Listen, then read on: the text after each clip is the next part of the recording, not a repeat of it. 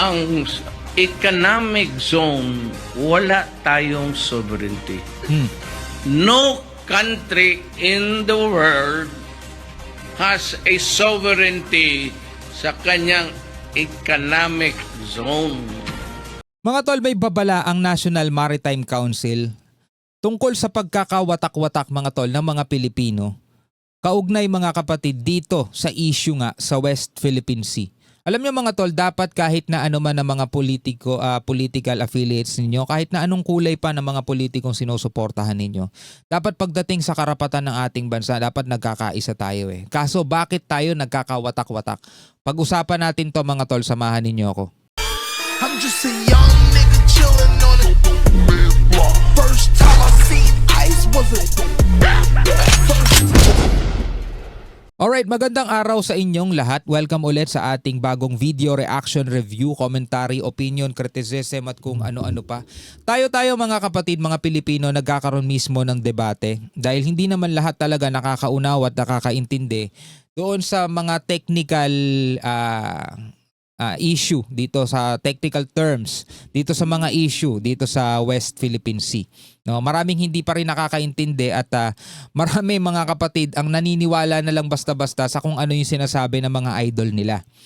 Like for example mga kapatid, eto papanoorin natin mamaya. Meron ako ipapapanood sa inyo na maraming nag-comment doon eh. Ang mali, hindi nila naiintindihan, no? Pero bago natin panoorin yon mga tol, is panoorin muna natin itong balita mula rito sa PTV Philippines, no?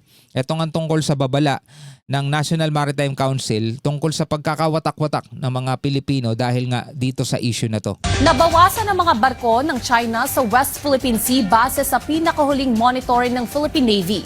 Samantala, nagbabala ang National Maritime Council sa hindi magandang epekto ng pagkakawatak-watak hinggil sa usapin ng karapatan at soberanya ng bansa. Yan ang ulat ni Patrick De Jesus. Imbes na pagdebatehan ang West Philippine Sea, naniniwala ang National Maritime Council na mas mabuting magkaroon ng pagkakaisa bilang Pilipino. Yun naman talaga ang tama eh. 'Di ba? Yun naman talaga ang tama mga kapatid. Dapat magkaroon tayo ng pagkakaisa pagdating sa usapin ng ating soberanya. No? Kasi nagkaroon to mga tol ng pagkakawatak-watak dahil nga sa magkakaibang pinapanigan na politika, no? Kulay ng politics. Diyan talaga nagkakaroon ng hindi magandang epekto dito sa atin mga tol. Kasi kapag sinabi ng ganitong party, for example, party ni Duterte, syempre alam naman natin mga tol kung sino yung talagang hiwalay ang kaisipan. Kasi iba, pareho, pagdating sa usaping West Philippine Sea, pareho ang loyalist at saka pink eh. 'Di ba? Duterte lang talaga naiiba eh, sa DDS lang talaga naiiba eh. Medyo ando doon sila pumapabor sa side ng China. Pag Duterte ang nagsalita mga kapatid, kahit ano pang sabihin nun, talagang to the yes ang mga tao na sumusuporta. Mamaya talakayin natin yan, bibigyan ko kayo ng example kung ano yung sinasabi kong to the yes sa mga tao. Para ipagtanggol ang karapatan at interes ng bansa. Ayon sa NMC, lahat ng ginagawang hakbang ngayon ng pamahalaan ay nakaangkla sa international law na nagsasaad ng maritime rights ng Pilipinas. Ang soberanya or sovereignty and sovereign rights natin ay it's not up for debate. The international law has already ruled on it na kung ano meron tayo. Wala tayong makukuha magandang patutunguhan nito kasi it will only provide more yung kalituhan sa ating mga kababayan kung isa-subject natin sa debate ang ating sovereignty. Maraming mga kababayan mga tol ang nalilito sa usaping teritoryo mga tol. Kasi ang iniisip ng marami, iniisip ng iba nating mga kababayan na yung kabuuan ng West Philippine Sea is teritoryo ng Pilipinas. Doon pa lang mga tol nagkakamali na ang iba. Kasi nga meron yung tatlong bahagi. 'Di ba? Ito yung 12 nautical miles, 'di ba? Yan yung teritoryo natin. Ito mga kapatid, lagi ko tong nililinaw dito sa ating reaction video. 12 nautical miles, ito lang yung teritoryo natin. Okay? Yan lang yung teritoryo natin. Tapos 24 nautical miles, yan yung contiguous zone. And up to 200 nautical miles, yun naman yung ating EEZ. Okay? Tatandaan ninyo mga kapatid na magkakaiba yun. Dun sa EEZ, hindi natin teritoryo yan. Pero meron tayong exclusive rights doon sa karagatan. Karagatan lang mga kapatid ang pinag-uusapan natin kasi yun lang naman talaga ang nasasakop ng UNCLOS. Yun lang din naman ang merong ruling. Yung 2016 arbitral ruling, hindi kasama doon yung mga island. Okay? Iba ang batas doon sa mga isla sa kalupaan at iba rin naman ang batas sa karagatan o sa katubigan. Yung UNCLOS mga kapatid, yan yung United Nations Convention on the Law of the Sea. Doon pa lang sa word na sea, alam na natin, karagatan yan. Iba ang nagro-ruling doon sa tawag dito mga island. Ngayon, may mga island na nagkakataong nasa loob ng ating EEZ pero kiniklaim ng ibang mga bansa. Kaya nagkakaroon tayo dyan ng tinatawag na disputed area. So maraming claimants dyan. Katulad na lang halimbawa doon sa KIG, doon sa Spratlys, yung ibang part ng Spratlys is nagkakaroon din ng other claimants. Ngayon, tama yung sinasabi ng iba na hindi naman kasi kasama sa 2016 ruling etong mga area na yan, etong mga kalupaan na yan. Yung ruling mga kapatid at yung UNCLOS ay para lang doon sa exclusive economic zone na tumutukoy doon sa karagatan mga kapatid. Malinaw yan. Ngayon, nalilimutan ng iba yung issue tungkol dito sa karagatan natin kasi nafo-focus sila, ginawang panlito kasi. Ginawang panlito yung usapin mga kapatid sa mga isla. Oo, nagkakaroon tayo ng ng dispute dito sa mga isla na yan. Pero tatandaan natin mga tol, hindi lang dyan nangyayari yung pinaka main issue o main problem natin. Kumbaga, ano lang yan bahagi lang yan ng problema. Pero ang nangyayari talaga, yung pinakamalalang nangyayari na problema is hindi dun sa mga isla, kundi doon sa mga karagatan, doon sa malawak na karagatan ng ating exclusive economic zone. Diyan nagkakaroon ng panghaharas, diyan nagkakaroon ng pangwawater cannon, diyan nangyayari yung mga radio challenge, panghahabol sa karagatan mga tola, hindi sa isla. Tatandaan natin yon.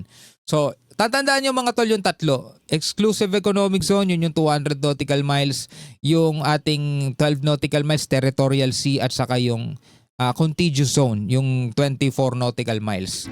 Batid din ng NMC ang malawak na information activity sa social media para magpakalat ng propaganda na kanilang nilalabanan ng katotohanan. Yan, katulad na lamang halimbawa nitong pangwawater cannon ng China Coast Guard, mga tol, dito sa BFAR natin.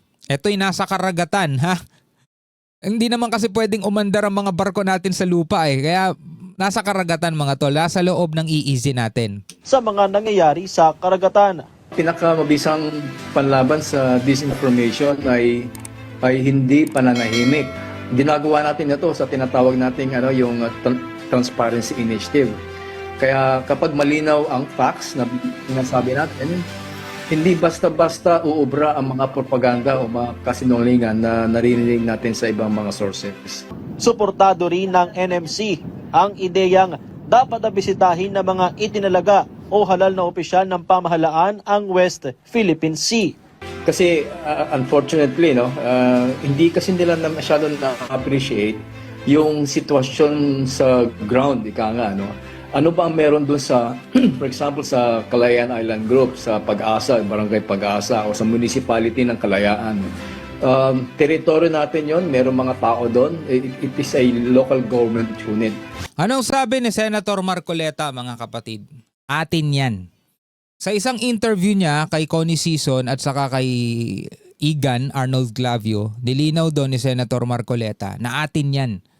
Ipaglalaban natin yan ng dugo, sabing ganon mga kapatid. Atin yan. Yan malinaw sa lahat ng mga tagapanood. Atin yan, sabing ganon ni Senator Marcoleta.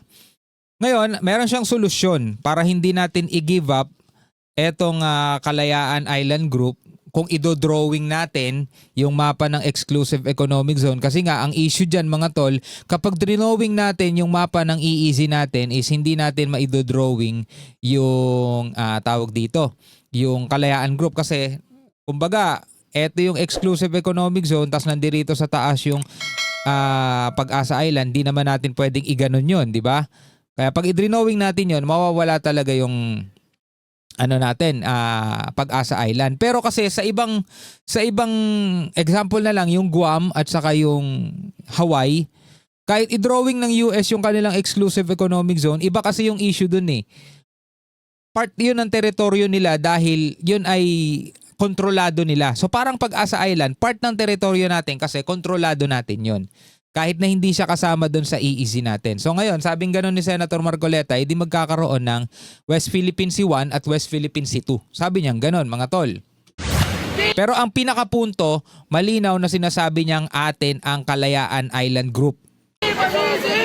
Nagsagawa naman ng aktibidad sa Senado. Wag na natin pag-usapan to mga tol, etong aktibidad na to. Ngayon, bakit nagkakaroon ng kalituhan sa iba nating mga kababayan mga tol? Kasi eto, pakipanoorin natin. Si dating Pangulong Duterte to, eto bagong upload lang to eh. Kiko, Pangil, Tariela at mga bobong tanga, sunod ni Bangag, makinig kayo ng maayos. Ewan ko kung ano pinaglalaban nito, baka siya hindi niya naiintindihan na. Yung nagpost ang sinasabi ko. Mga taphaw ng utok, makinig kayo kay Duterte. Ang economic zone, wala tayong sovereignty. No country in the world has a sovereignty sa kanyang economic zone. It is not a question of sovereignty. Ang recognize lang yung 12. Ito ang hamon ko. Ang hamon ko sa Amerika, Britain, France, mag-assemble tayo dito sa Palawan. Tapos diretso na tayo. Doon sa Spratly, agawin na natin kung maagaw natin. Kung maubos tayo lahat, sabi nila, Duterte is not protecting the interests of the Filipino. God. So halata mga kapatid, yung nag-post nito, siya mismo hindi niya naiintindihan kung ano ba yung tinutukoy dito. Tama naman mga kapatid kung pag-uusapan natin sovereignty. Kasi ang tinutukoy dito ni dating Pangulong Duterte is sovereignty. Hindi naman kasi sovereignty mga kapatid yung ipinaglalaban ng Pilipinas dito sa EEZ natin. Eto, basahin muna natin yung mga comment bago ko linawin sa inyo ha. Kasi halatang halata, hindi rin naiintindihan ng mga tao kaya tayo nagkakaroon ng pagkakawatak-watak. Hindi rin kasi nila naiintindihan. Sabi ng iba na mga nagko-comment, paki-inform si Carpio. Hindi niya rin naintindihan mga tol. Parang ito yung sinasabi ni Marcoleta. Ganon naman pala si Tariela, ano kaya ang ipinaglalaban niya? Ganon naman pala si Tariela, ano kaya ipinaglalaban niya? So sabi rito ni dating Pangulong Duterte, wala tayong sovereignty sa exclusive economic zone. Wala ring daw mga kapatid any country in the world has sovereignty on its exclusive economic zone. Ano ba yung sovereignty mga tol? Ito yung national territory nila. Hindi naman sovereignty mga kapatid ang pinaglalaban natin, kundi yung sovereign rights. Yan, sana nalinawan itong mga nagko-comment na to.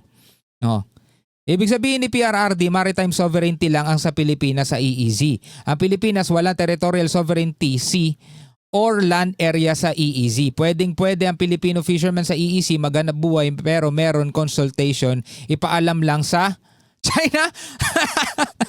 Anong ipaalam sa China? Iyan ang batas ibinigay ng UNCLOS. Walang batas na ibinigay ang UNCLOS na pag mangingisda ang Pilipinas, kailangan magpaalam sa China. My goodness. Eto mga kapatid, isa-search ko na para sa inyo.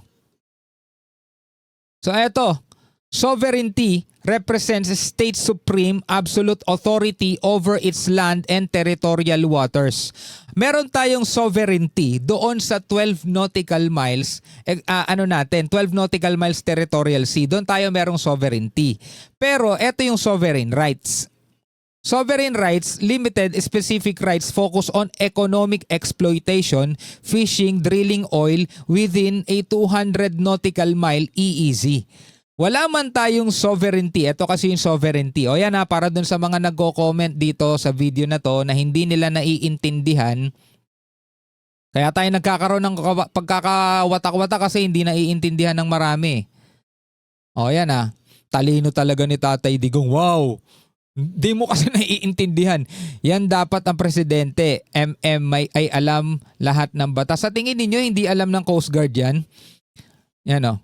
Ito, pakinggan nyo ang magandang paliwanag tapos sabihin nyo pro-China. Yan na naman tayo eh. Ito, sovereignty mga kapatid. Yan ha. Sinearch ko na sa Google para sa inyo. Para mamaya sabihin nyo sa akin lang nanggagaling eh. Sovereignty, total control over territory, population, and airspace including the right to pass laws and exclude others. It applies to land, territory, and the 12 nautical mile territorial sea. Doon tayo merong sovereignty sa 12 nautical miles territorial sea natin. Doon sa exclusive economic zone sa EEZ, ang meron tayo doon is sovereign rights. Yun ang ipinaglalaban ng Pilipinas, hindi sovereignty. My goodness. Kaya pala tayo nagkakaroon kasi ng pagkakawatak-watak kung anong sabihin ng idol ninyo kung sino man, 'di ba? Hindi tinutukoy si President Duterte tinutukoy ko kung sino man sa inyo hindi naman talaga ninyo naiintindihan. Sovereign rights mga kapatid ang inilalaban natin sa ating exclusive economic zone. Ano ba yung sovereign rights mga kapatid? Exploitation, fishing, drilling oil. O tanong, may problema ba tayo dyan? Oo. Bakit? Pinipigilan tayong mangisda. Pinipigilan tayo mag-drill ng langis dahil ang gusto nila, kanila lang yun. Diba? Sa paglipad pa lang natin mga kapatid, anong sinasabi ng China? Territorial waters daw nila yan dahil pasok yan doon sa kanilang 9-dash line. Pag lumilipad tayo, airspace daw nila. Pag lumilipad tayo mga tol, territorial waters daw nila. Yung territorial airspace daw nila. Oh. Diba? O ngayon, sino may problema? Pilipinas o China pa rin? O alam niya natin mga kapatid, hindi talaga naiintindihan ng iba nating mga kababayan. Hindi ko kinokontra yung sinabi rito ni dating Pangulong Duterte. Dahil hindi naman talaga sovereignty o hindi naman teritoryo ang ipinaglalaban natin dito, kundi sovereign rights. Sana naintindihan na ninyo. Hanggang sa muli mga tol, ako nga pala si Shobaldi. Peace out.